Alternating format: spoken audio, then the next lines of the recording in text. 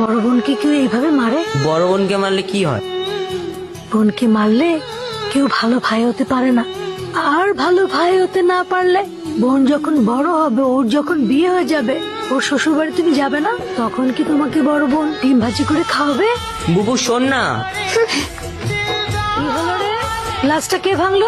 না না মা, কিছু হয়নি, আমার হাতের লেগে গ্লাসটা পড়ে গিয়েছে। বুবু সরি, প্রমিস আর কখনো করবো না। হইছে, এবার তুই এখন খা। তাহলে তো শ্বশুর বাড়ি গেলে ডিম ভাজা করে খেতে দিবি তো? ভাবি, ভাবি দেখো কে আসছে। জান্নাত, কেডা এটা?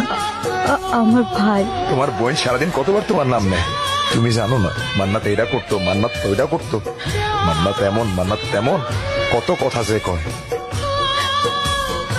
তুমি আসছো ভাই, আমি অনেক খুশি হয়েছি। জবে থেকে বিয়ে হয়েছে, তোমার বোনকে কেউ দেখতে আসা তো দূরের কথা, ফোন দিয়ে একটা খবরও নেয় না।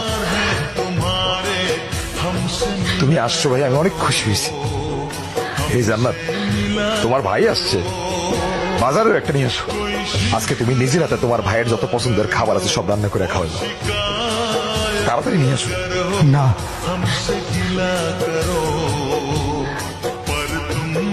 কেন? ও বুঝছি, তুমি মনে হয় আমার কথায় কষ্ট করো।